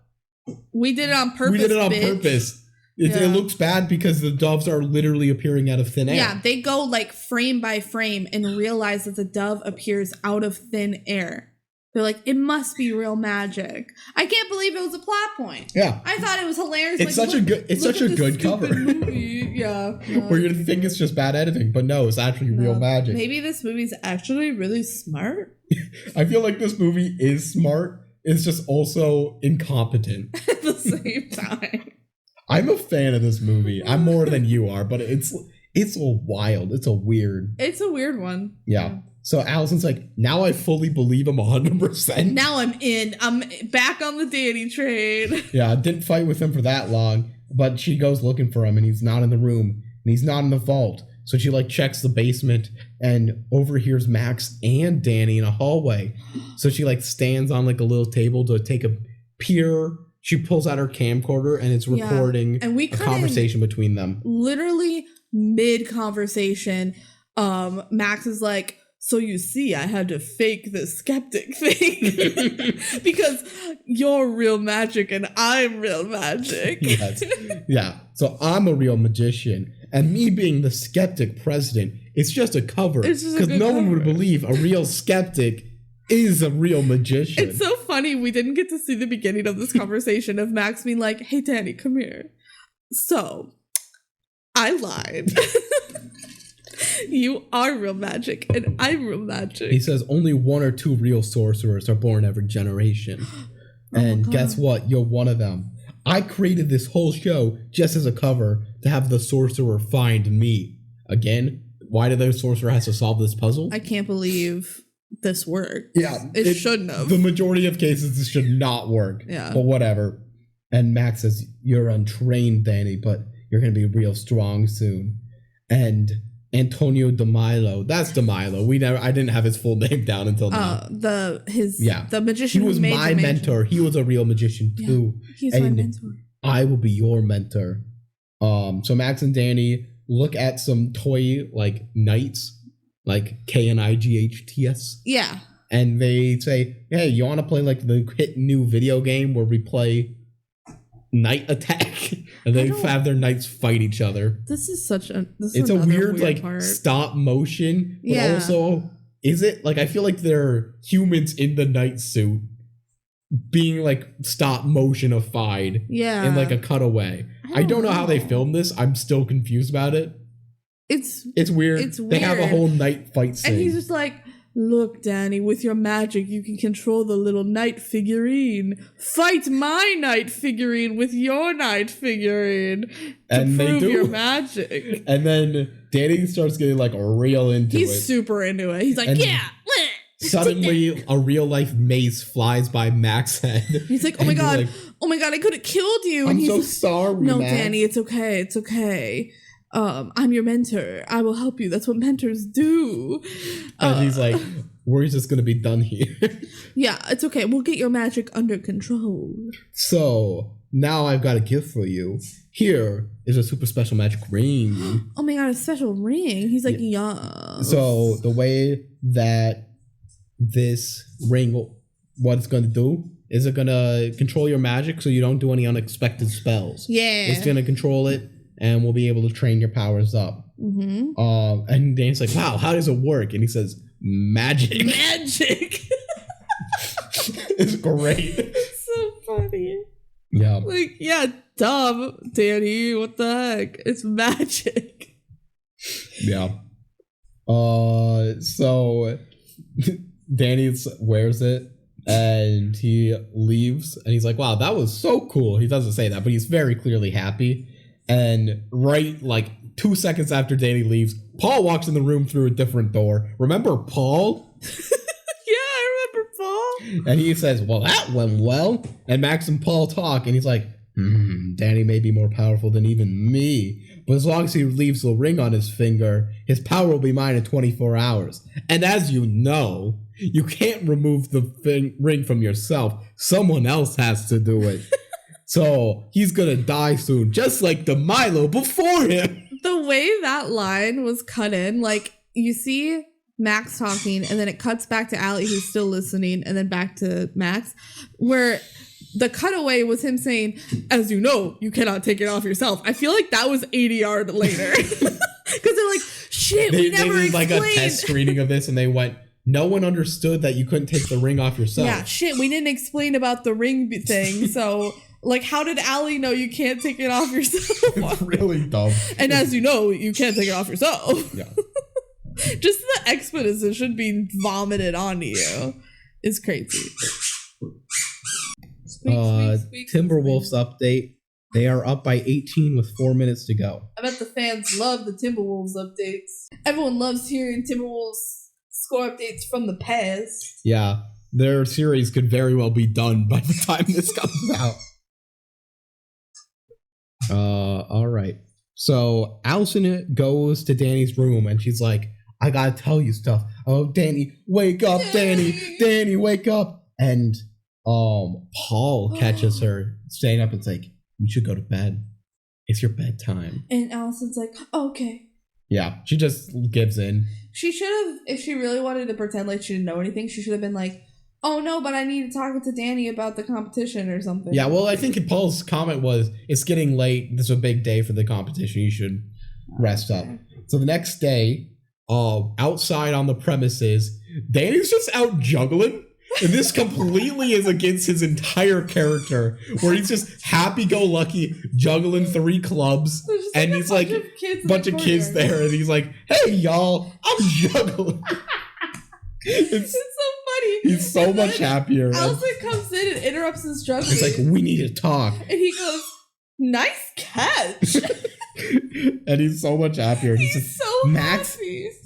He's like, "I heard you talking about it." He's like, "Yeah, Max is the only one to truly understand me." Yeah, I'm a whole new person now. And she's like, "We really need to talk right now." It's like, why? These guys are my friends.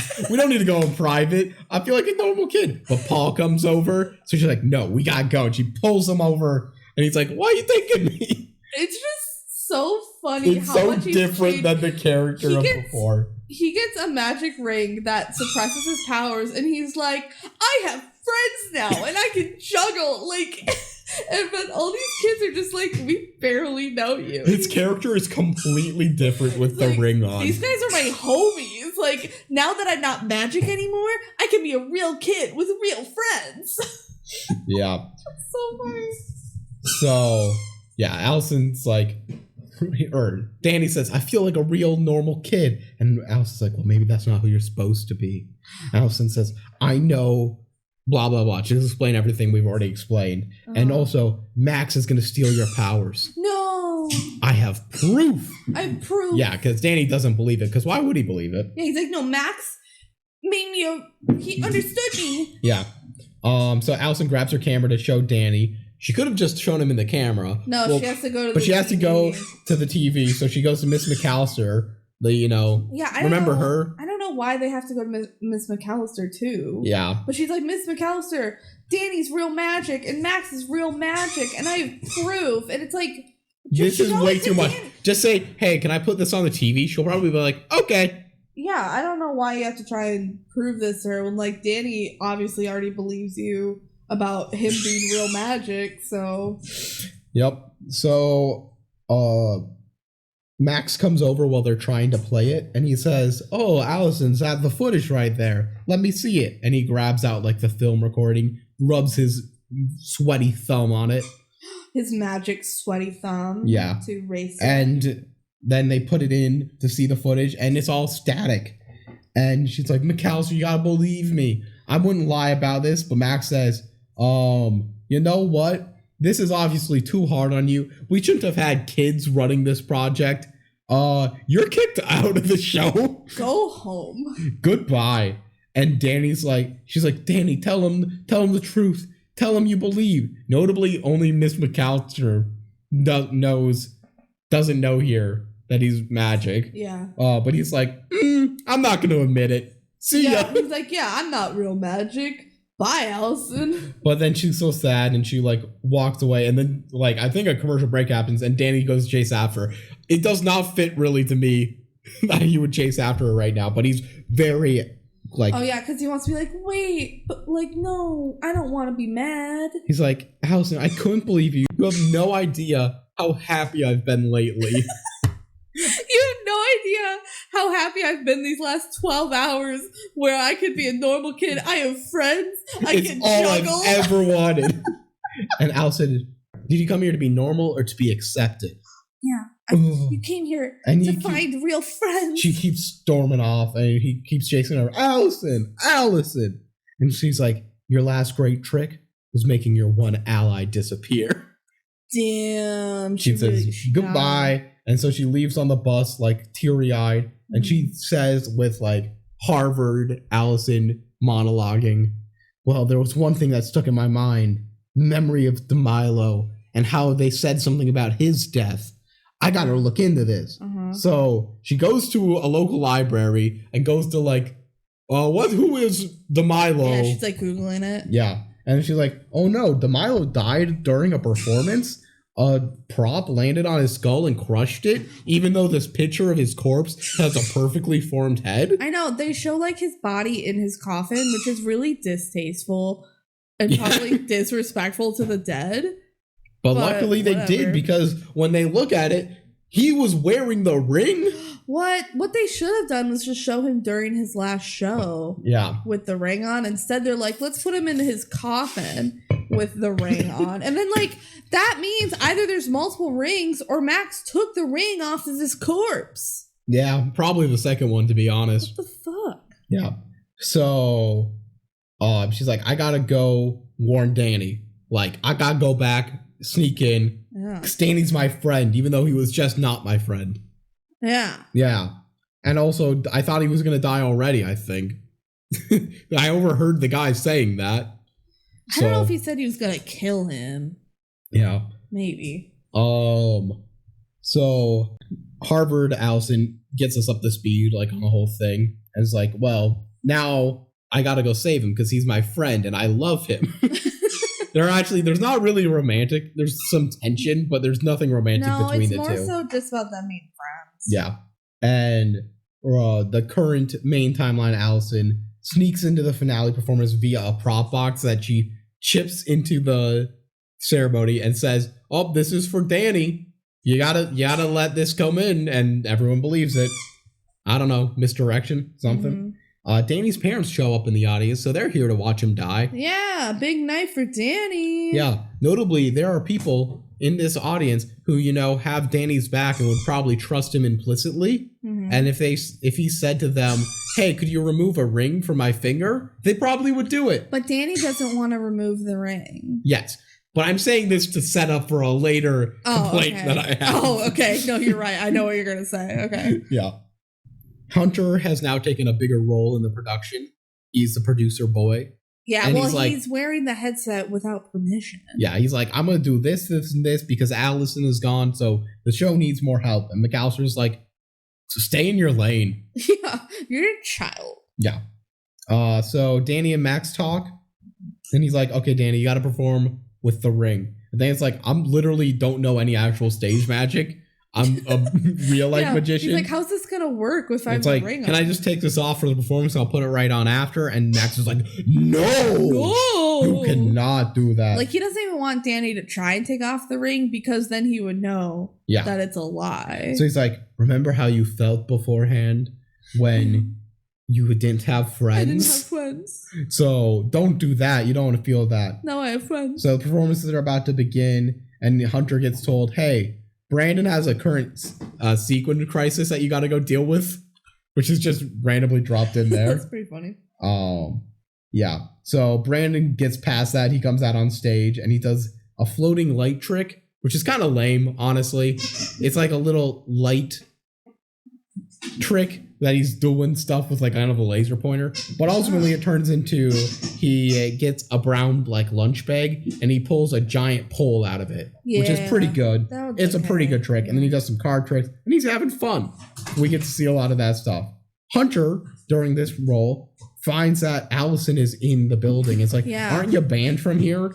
Didn't you literally get kicked off? And she's like, I love magic. I can't stay away. Hey, magic. Come in here with me. And they go into the Hall of Mirrors, and then she leaves. Well, it's because he was going to turn her in. So she's like, let me show you one last trick where all my problems disappear or something. And she escapes into the mirrors. And he's like, oh, foiled again. Because the mirrors are just an easy place to lose someone. Yep. Why are the mirrors here?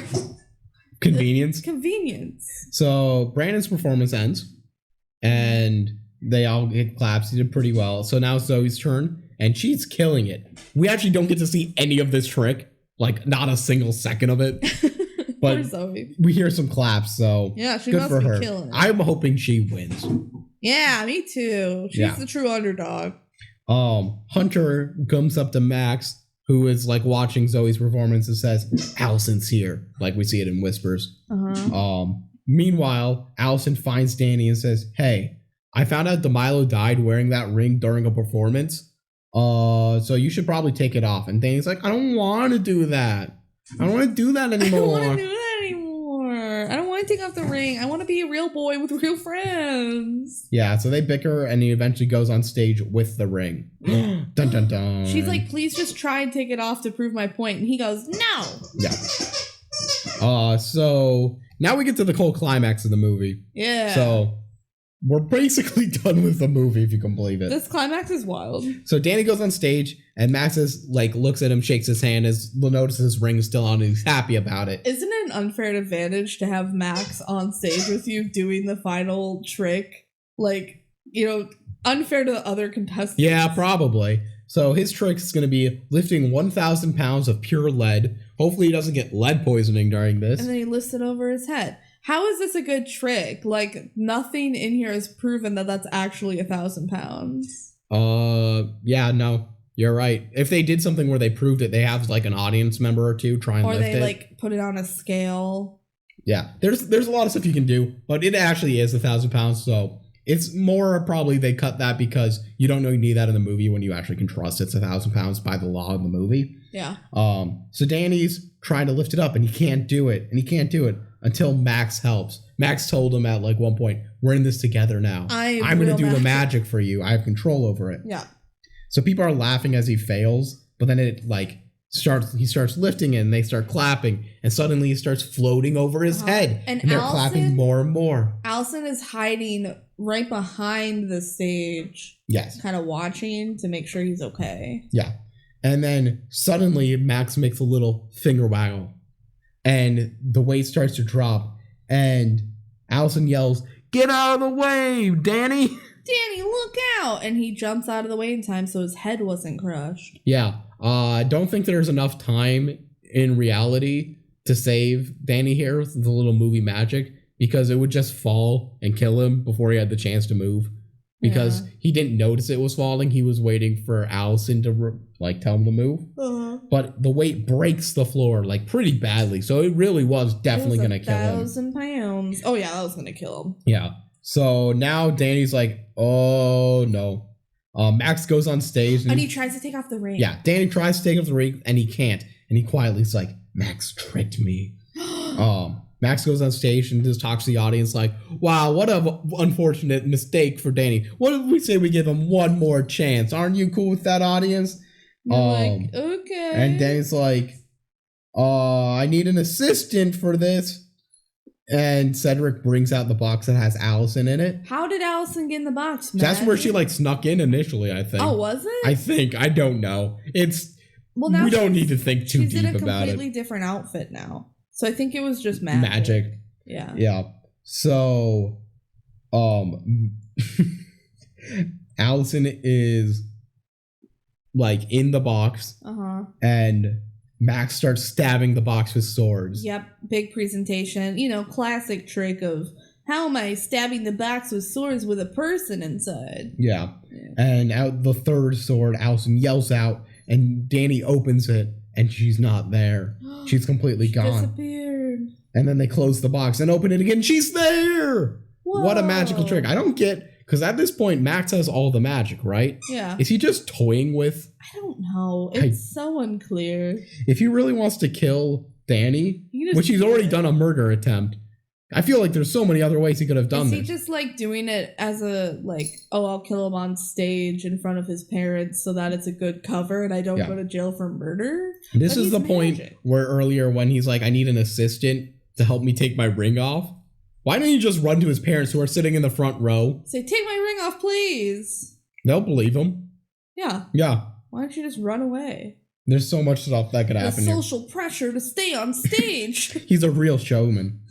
Yeah. So, Allison gets out of the box, her and Danny are sitting and Max is talking to the audience. They reach their hands behind their back and Allison takes off Danny's ring. Yeah, as if Max shouldn't have seen this coming. Yeah, Maybe he didn't know they knew about the ring thing. Yeah. Maybe, you know what? There's no reason for her to believe it, I guess. But what footage was she going to show that he knew about? Yeah, then he probably shouldn't know. I don't know. He shouldn't have left them alone like that. Notably, Allison gives the ring back to Danny. So Danny has the ring, but he's now has his magic powers too. Yeah. So now we get for the real craziness. The rest of this movie is 2 scenes. And crazy. A lot of stuff happens in them. So I feel like I just need to say the facts. You get whiplash. So Danny's like, "Okay, Max is going to join me in this next performance. This is really cool." And Max is suspicious because he noticed the two of them were doing something behind their back.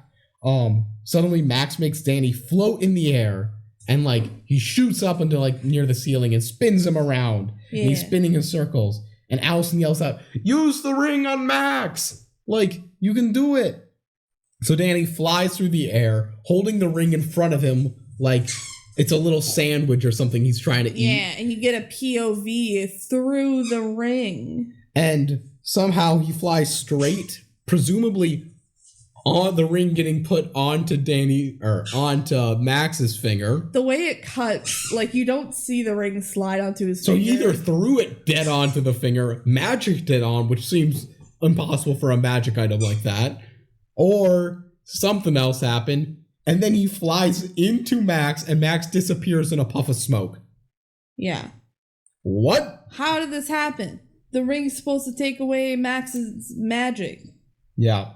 So the crowd goes wild, and yeah. So then we cut back to Harvard Allison, who explains, well, Paul must have removed the ring from Max at the end of all of this because we looked for Max and we couldn't find him, and so he disappeared.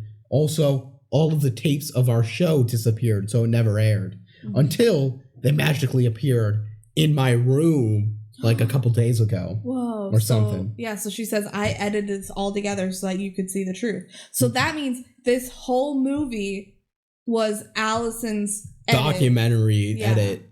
Yeah. Which, again, it fully makes this whole, like, aspect of it make sense. Yeah. And it's just kind of dumb how, like, that and the dove trick were fully explained when they just feel like dumb choices. And I'm like, damn, props to this DCOM for having actually a pretty good explanation of why our narrator is talking to the camera telling us this story.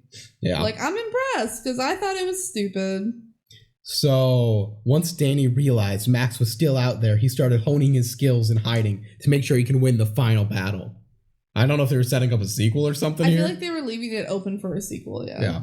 So, yeah. Allison says, I don't know where he is now. But then her bowl of popcorn that's sitting on her table behind her floats in front of her. And it says, well, maybe I have some idea. Then Danny teleports her via the magic hat that we saw earlier in the film. Yep, the magic hat. And she's like, I still don't know how you do that. He's like, with magic. And they cuddle a little bit. And then he throws the hat at the camera. And it cuts away to the end credits where it's Do You Believe in Magic by Ali and AJ. Yeah, and the last thing you hear is her going, show off. Yeah. And that's the end. And that's the end of the movie. The last 2 minutes, the last 120 seconds, so much happened. So much happens in this movie. Somehow I only did 12 pages of notes. Yeah. Which feels like so little compared to some of the others. I think you forgot to mention that they do use the hat transition like one more time, but not as a teleportation, like as an actual transition. Yes. Between scenes. It's weird. It's so stupid. And it's like the intro of the show as well. Yeah. It's great. I don't know. What are our thoughts on this movie? This movie's weird. It's like, it's crazy, and there's some weird things that I like about it, but also overall, I'm like, it's not my favorite. Yeah. The choices they make are weird, but also the writing of the story as a whole isn't that bad. The movie is never fully a good movie, and I think that's a problem because it's too competent in certain places. Yeah. But also, I just really, especially on a rewatch, really respect how different this is from other DCOMs. Yeah. How different it is from other movies. They're trying so much, and they succeed at a lot. Yeah, I do respect them for making different choices. Also, Danny making his brooding faces at all times until he suddenly becomes happy. And then he's a completely different character. The way he's so funny. He's so happy. And we didn't have time to explore this change and why he's so happy. It was just all of a sudden he's like, I juggle and have friends. Yep. I've been so happy lately since yesterday. That just doesn't make sense. They didn't give it enough time to breathe in some places. But yeah, why did they do an escape room in the middle of the movie that I don't know. Gave us no information about anything? He wanted to do all this research in the mansion and he didn't learn a single goddamn thing. This movie's plot makes no sense while making full sense. Yeah. I have no real questions other than why. It's so close in so many different aspects of yeah, that was well thought out and good. At the same time, I don't know of anything that could immediately make it a better movie. I don't know. I think it just is what it is. I think it is what it is. They just finished the movie and said, all right. They're just like, I don't even know what I was cooking. This is a movie that just kind of like happens. Everyone's like, what? It's kind of the logic of a dream. That's where it's like, and then I had to go and find the library for the information. But then I had to go back and do my magic show, talent show. We weren't lying about the library not coming up. It literally never comes up again, except he was in there one more time, but we don't learn any information down there because Allison just Googles the guy later and figures out that he was murdered. So Jane House ranked this 69 overall. Nice. I ranked this 78. I can say in my personal ranking, I would boost this up on a rewatch. Just, I don't know everything that's necessarily around that. But like, that's a beautiful level of dumb. I put it at 91. Which feels way too low. I feel like you can agree with that. I just said, like, I do not care about this movie, and I put it pretty low. Where did I have it? In my tiers. Did I have it in... Oh, I had it in D tier. I also had it in D tier at the top of D tier. I have it, like, more low D tier. I honestly might move this to like B tier, honestly. I can move it up a little bit, but like I feel like it probably belongs with the movies around it. Like I have some of the Halloween towns around here. Avalon High is like a few steps above it. Well, you were gonna move Avalon High up anyways. Yeah. It's like right above Tiger Cruise, pretty much. So maybe in our next ranking video, we should add tiers to our current list. Now that we have enough. I don't know how worth it that is, but maybe. Yeah, I had Poof Point in top of my C tier, and I feel like I would trade Poof Point to be top of my D tier, and now you see it to the top of my C tier, like instantly. Crazy. Those feel like opposite after my rewatching of both of those. Mm-hmm. So yeah, all to say it is, now you see it, I respect it probably more than I liked it, but I respect it enough to like it. Yeah, I feel like once I step away from it again, I'm gonna be like, yeah, I don't care about Now You See It. I do appreciate it more than I did the first time I watched it. Mm-hmm. But like nobody's heard of this movie, and it's not like one of those hidden gems where I absolutely love it. Yeah, you know, like for the example for one that we've watched on the podcast, Can of Worms. Mm-hmm. It's no Can of Worms. It's no Can of Worms. The Can of Worms is also crazy. Can of Worms is crazier. Yeah. And yeah, it's no Can of Worms. It's no Can of Worms, but, you know, it's a little kooky, and it deserves a little respect for being kooky. I feel like this could be something that in 10 years has some random revive, like, people rediscover this and go, this is crazy, and it comes, like, TikTok popular for a month. Brandon saying, come on, tell us, we really want to know. It was really funny. Yeah, so... all that to say, that's Now You See It. That's Now You See It. And you know what? If you listen to this auditorily, now you don't. Now you heard us talk about it. Now you don't. Bam, bam, bam, bam, bam. All right. What do you think our next DCOM is going to be? That's a great question. I got my pick. Let me do a little magic. Since we did a magic DCOM. If you're going to steal the one I was going to pick, I'm going to say it now. I'm going to pick Upside Down Magic. No, I was going to pick it. I was fully planning on picking that. What the heck? You said I could go first. Well, I said unless it was Upside Down Magic. Fine, I'll pick a different magic. I'll go Freaky Friday. Ooh. Okay. Magic. Okay, let's spin the wheel. Spin the wheel. Spin the wheel. Ooh. Dun dun dun dun. Dun dun dun dun. Adventures in Babysitting.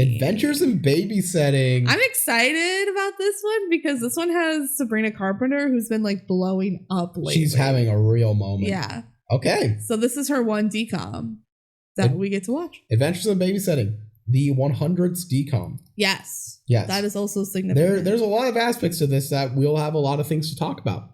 Yeah. I feel like there's a bunch of aspects to this that make it interesting more than the movie itself. Yeah. I feel like I don't have anything that positive about the movie, but it's also fine. It's fine. I enjoyed it enough. It also has Sophia Carson, who I love. Mm-hmm. She's in Descendants. Yeah. So tune in next time for Adventures in Babysitting. Woohoo! That is such a adequate, like, I'm not going to be mad about that, but I'm not going to be super excited. Yeah, it's cool. Right in the middle of excitement. Follow us on TikTok, the DCOM Duo. Yeah. Email us, the DCOMDuo@gmail.com. Yeah. All the other stuff. Yeah. All right. Goodbye. Thanks for listening. Goodbye.